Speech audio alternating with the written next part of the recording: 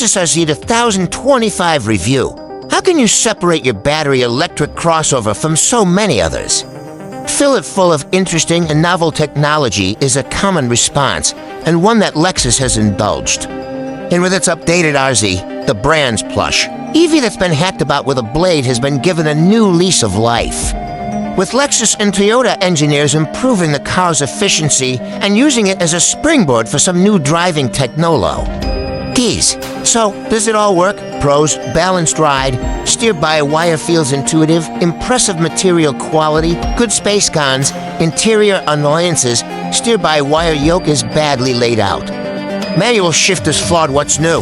On the face of it, it doesn't look like the RZ has changed much at all. The design is very similar to what it was before, with super sharp headlights and lines in the front end, big wheels and a coupe-ish silhouette. Ditto the general look of the interior, with a high center console, big glossy central screen, and lots of great feeling materials that, in fact, a lot of the RZ's improvements aren't all that visible.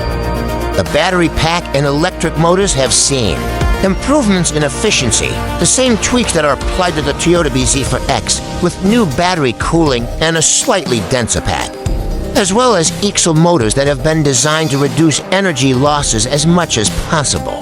Lexus has also included some new soundproofing. The versions available have changed, more on that in a bit, with the newest and most interesting bit being the introduction of an F-Sport trim pictured above a performance-ish model design, to be a technological pioneer as much as a sporty variant. We say that because this is the brand's first production car available with steer-by-wire, a technology that Lexus has been developing for some years. The RZ F-Sport model also features interactive manual drive, which is code for virtual gear shifting designed to make the driving experience more engaging. Think Hyundai Ioniq 5 and N-Shift and you're pretty much there. What up? The specs? There are now 3 power outputs available: 350E, 500E, and 550E. The entry-level 350E is likely to be the bestseller, generating to 1 bhp from a single electric motor and sprinting to 62 miles per hour in 7.5 sec. This version claims the highest range too. 353 miles for those on 18-inch wheels, or 316 miles for models on 20-inch wheels. The 500E comes with 2 e-motors with all-wheel drive, with performance jumping to 376 bhp. The 0 to 62 miles per hour sprint dropping to 4.6 seconds, and the range claims clocking. And at 311 or 283 miles respectively, both the 350E and 500E can be had in Premium and Premium Plus specification, and you can choose which full-size option you prefer. The RZ in general is very well equipped, with basic ones coming with loads of safety tech, dual-zone climate control, 360-degree parking aids, a panoramic glass roof, a wireless charger, and more. Plus throws in a head-up display, memory seats, and touch-sensitive steering wheel controls. Takumi trim is also available here, too, adding a Mark Levinson audio system, among other luxuries. Topping the powertrain options is the 550E model. It's all-wheel drive, too, developing for 0 to bhp and hitting 62 miles per hour at 4.4 seconds. This version is only available as an F-Sport with 20-inch wheels, with Lexus claiming a 280-mile e-range. You can only spec the 550E in F-Sport trim. That means bespoke exterior detailing like aerodynamic wheels and a more aggressive body kit, as well as sporty details and thickly bolstered sports seats. All 550E F-Sport models include steer-by-wire and the interactive manual drive system. And there is an F-Sport Takumi model that includes more luxuries. What's it like to drive? We had the chance to sample all 3 power variants and try out all the new technology. Our test cars were all on 20-inch wheels. 2, the 350E will be all anyone really needs here. Not only does it offer the best range, but its performance is perfectly brisk enough, if nothing all that exciting.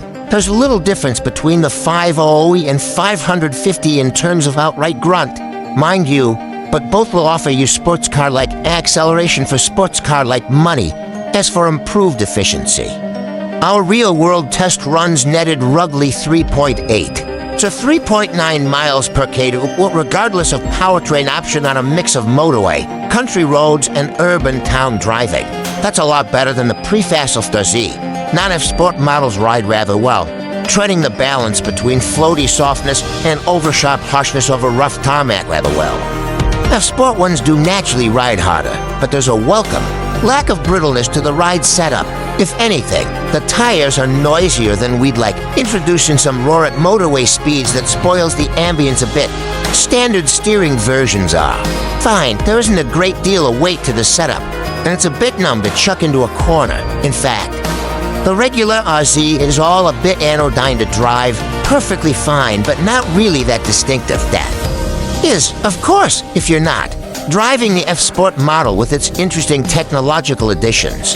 What we will say about the steer-by-wire system is that it's a little disconcerting at first, but you quickly get used to it, and it becomes remarkably fluid. In short, it's impressive. Very little effort is required to park or turn around. Sharp urban streets, but it really relaxes a higher pace, the biggest issue with it, the steering wheel, given there is no requirement to cross your arms to steer. Its yoke-like shape is designed to encourage you not to, but unlike the stalks on the standard car that are fixed to the steering column, the indicator and wiper stalks now move with you. That would be tolerable if the wheel also didn't have the paddles for the interactive manual. Drive. System 2. But it does. But those paddles to shift are mounted uncomfortably high up where you have to stretch your hands, making it cumbersome to operate. The IMD system itself is also a bit odd and doesn't feel as encouraging, too. Uses something like the Ioniq 5N's tech. There's a wispy, high-pitched, and not all that combustion-like rev sound that accompanies 8 gears that feel far too closely spaced together to encourage natural shifting. You do also get the sensation of a gear change each time you shift up, and power will be limited at the red line. It feels like something you might use once or twice, then never use again. Disappointingly that in other situations or on specs that don't have IMD. Those plus and the paddles are used to alter the amount of regenerative braking, the RZ. As for Stubbs of Reagan, with its toughest still not quite being one-pedal drive, what's the interior like? In some ways, the interior hasn't changed all that much on first glance. The RZ is still trimmed with loads of high-quality, soft-feeling materials, and much of the structure is the same. That includes the large central touchscreen system, small digital instrument binnacle, and high center console. Some of those details are very nice. The steering wheel feels very soft and pliant in your hands. The central screen is super sharp, and things feel generally solid. Lexus has introduced laser cut patterns into the materials in the doors for a bit of extra design detail, but the instrument binnacle is small and very fuzzy, to the point I was questioning my own eyesight to read. Our assumption is that, due to the lack of instrument cowling, there is a thick layer of anti-glare material to counteract sunlight. But it just makes the display extremely blurry, as well as our moans about the steer-by-wire wheel design above. There is also just a general amount of confusing complication to the steering wheel's button. Layout, regardless of which spec you choose, higher variants include haptic steering wheel buttons that are also applied to other Lexus models. Rest your thumb on one of the buttons and a graphic on the head-up display or instrument cluster. Shows what the button does, allowing for each button to do multiple functions. It forces you to take your eyes off the road to see what you're pressing and why, which is deeply annoying and not exactly safe. Ban them, Lexus, immediately. It's a shame there are so many irritants in here, as the RZ is a roomy and airy place to spend time. Every version has a panoramic roof, with higher trims including one that self-tints to block out the sun, and the seats are supportive. The F Sport seats are tight though. It seems the overly thick and huggy side bolsters aren't really meant for anyone above 5% body fat. Rear space is good, with tall adults able to sit behind equally tall adults, and the boot area is rated to 522 liters. That's broadly the same as an Audi Q4 e-Tron and BMW iX2, but way more than a Polestar 2 or Genesis GV60. Before you buy, Lexus predicts that the RZ 350 in Premium Plus spec is likely to be the bestseller.